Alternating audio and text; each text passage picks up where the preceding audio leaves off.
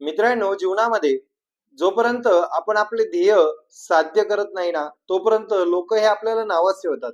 परंतु ज्यावेळेस आपण आपलं ध्येय साध्य करतो, त्यावेळेस तेच लोक नावं ठेवणारे आपल्या नावाचं उदो उदो करतात, आपल्या नावाचं उदो उदो करतात. रामकृष्ण हरी माऊली, मी ज्योतिष आचार्य वेदांत कुलकर्णी आपल्या आपल्या युट्यूब चॅनल स्वामी ज्योतिष ऑफिशियल मध्ये आपले सहर्ष स्वागत करत आहे. मित्रांनो, आजचा जो काही कार्यक्रम आहे, हा कार्यक्रम सिंह रास लिओ साइन करता अत्यंत महत्वाचा असा कार्यक्रम आहे. या कार्यक्रमाच्या दरम्यान आपण फेब्रुवारी 2026चं जे काही मासिक राशीफल आहे ते आपल्याकरिता कशा स्वरूपाचं असणार आहे, कोणत्या ग्रहांचं ट्रान्झिट या महिन्याच्या दरम्यान झालेलं आहे, तसेच ते ट्रान्झिट झाल्यामुळे आपल्याला काय पॉझिटिव्ह इम्पॅक्ट आपल्या जीवनावरती असणार आहे, ते सर्व काही आपण या व्हिडिओच्या दरम्यान जाणून घेण्याचा प्रयत्न करणार आहोत.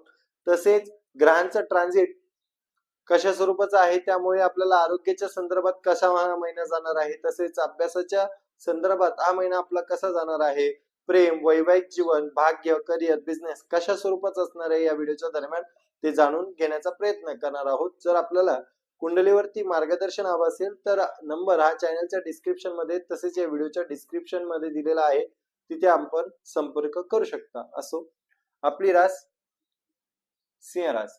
सिंह राशीचे जे काही स्वामी आहेत ते स्वामी आपल्या षष्टम स्थानामध्ये स्थित आहे. तसेच प्रतियुतीमध्ये मंगळ, शुक्र, बुध हे देवता विराजमान आहेत. तसेच सप्तम स्थानामध्ये राहू व अष्टम स्थानात शनी, तर एकादश स्थानामध्ये गुरुदेवता विराजमान आहे. हे झालं ग्रहांचं ट्रान्झिट.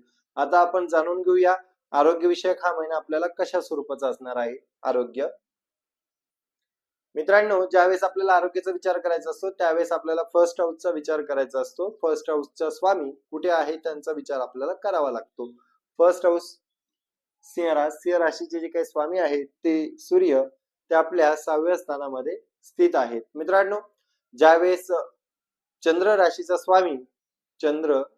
स्वामी हा 6व्या स्थानामध्ये असतो, त्यावेळेस त्या ठिकाणी आरोग्याचे विषयक आपल्याला उत्तम पद्धतीचं फलसुदान देत असतो. आपलं आरोग्य उत्तम पद्धतीचं असतं. जरी सुद्धा ते ऋण, रोग, शत्रूचं स्थान आहे, तरी सुद्धा त्या ठिकाणी 6व्या स्थानामध्ये असलेले हे जे काही सूर्य देवता आहे, हे आपल्या चंद्र राशीचे स्वामी असल्या कारणास्तव आपल्याला आरोग्याच्या दृष्टिकोनातून अत्यंत उत्तम पद्धतीचं महिना हा स्वरूपाचा असणार आहे. असो, परंतु असे असले तरी देखील मंगळाचा जो काही ऍस्पेक्ट आहे तो आपल्या फर्स्ट हाऊस वरती आहे. मंगळाचा अष्टम दृष्टी ही आपल्या फर्स्ट हाऊस मध्ये असल्या कारणास्तव कुठेतरी कामाचा वर्कलोड असल्या कारणास्तव किंवा घरगुती गोष्टींमुळे त्या ठिकाणी आपल्याला डिप्रेशन, टेन्शन या गोष्टींचा सामना आपल्याला या महिन्याच्या दरम्यान करावा लागू शकतो. असो, पुढे बघूया आपण अभ्यास. मित्रांनो, ज्यावेळेस आपल्याला अभ्यासाचा विचार करायचा असतो त्यावेळेस कुंडलीचा आपल्याला पंचम स्थानाचा विचार करायचा असतो. पंचम स्थानामध्ये आपली धनुरास उदित होत आहे. धनुराशीचे जे काही स्वामी आहेत ते गुरु आपल्या एकादश स्थानामध्ये स्थित आहे. एकादश स्थानामध्ये स्थित असलेले जे काही गुरुदेवता आहे यांचा 7th एस्पेक्ट हा आपल्या पंचम स्थानावरती स्वतःच्या राशीवरती आहे. त्यामुळे आपल्याला आपलं जे काही अभ्यास आहे विद्यार्थी मित्रांचा तो अत्यंत उत्तम पद्धतीचा असणार आहे. तसेच शनिदेवतांचा जो काही 9वा एस्पेक्ट आहे तो देखील आपल्या पंचम स्थानावरती आहे. दोन मोठ्या ग्रहांचा एस्पेक्ट असल्या कारणास्तव आपण जर आपल्या स्टडी विषयक चांगले मोठे निर्णय घेऊ इच्छित असाल तर त्या ठिकाणी आपण ह्या महिन्याच्या दरम्यान उत्तम पद्धतीने घेऊ शकता. तसेच जे विद्यार्थी मंडळी स्पर्धा परीक्षांचा अभ्यास करत आहे त्यांच्याकरिता जर काही व्यत्यय त्या अभ्यासाच्या दरम्यान आलेला असेल तरी तो सुद्धा या महिन्याच्या दरम्यान अत्यंत चांगल्या पद्धतीमध्ये सॉल्व्ह होईल. कारण त्या ठिकाणी सूर्यदेवता हे आपल्या सप्तम स्थानामध्ये स्थित होणार आहे. सप्तम स्थानामध्ये 13 फेब्रुवारी रोजी सूर्य हा एंट्री करणार आहे सप्तम स्थानामध्ये. त्यावेळेस त्या ठिकाणी आपल्याला उत्तम पद्धतीचं हेल्थ विषयक तसेच आपल्या अभ्यासाविषयक उत्तम पद्धतीचं यश संपादन हे होणार आहे. असो, पुढे बघूया आपण प्रेम. मित्रांनो, ज्यावेळेस आपल्याला प्रेमाचा विचार करायचा असतो त्यावेळेस देखील कुंडलीचं जे काही पंचम स्थान आहे त्या पंचम स्थानाचाच अभ्यास आपल्याला करावा लागतो. पंचम स्थानामध्ये आत्ताच सांगितल्या पद्धतीने गुरुची राशी आहे. गुरुदेवता यांचा सप्तम एस्पेक्ट हा आपल्या पंचम स्थानावरती येत आहे. सप्तम एस्पेक्ट पंचम स्थानावरती असल्या कारणास्तव आपल्याला लव्ह रिलेशन मध्ये उत्तम पद्धतीचं यश संपादन या महिन्याच्या दरम्यान आहे.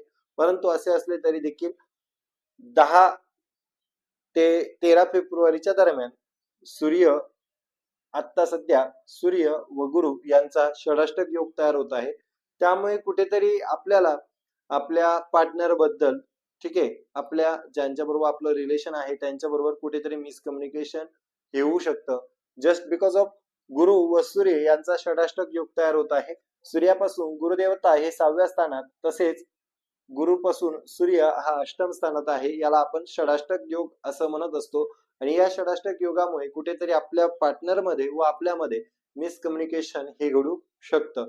बाकी प्रेम विषयक बघायला गेल्या तर गुरुची दृष्टी आपल्या पंचम स्थानावरती असल्या कारणास्तव एवढी काही मेजर इश्यू दिसून येत नाहीये. असो, पुढे बघूया आपण वैवाहिक जीवन.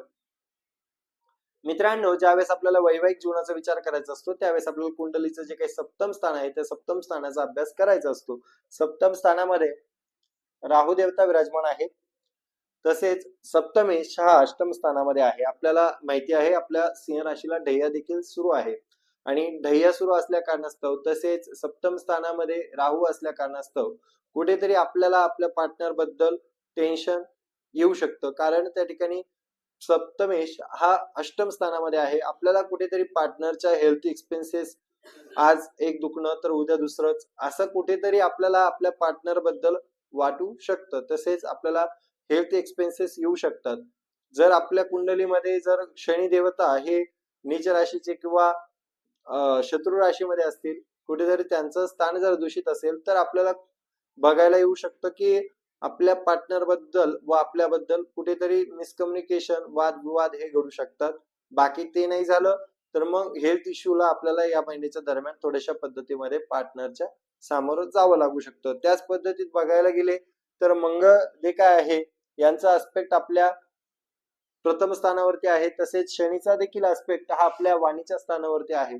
त्यामुळे कुठेतरी आपल्या दोघांमध्ये ताळमेळ घेऊन आपल्याला पुढे प्रवास करावा लागेल. असो, पुढे बघूया आपण भाग्य. मित्रांनो, ज्यावेळेस आपल्याला भाग्याचा विचार करायचा असतो त्यावेळेस आपल्याला कुंडलीचं जे काही नवम स्थान आहे त्या नवम स्थानाचा विचार करावा लागतो. आणि नवम स्थानामध्ये मंगळाची राशी आहे. मंगळ देवता आहे आपल्या 6व्या स्थानामध्ये स्थित आहे.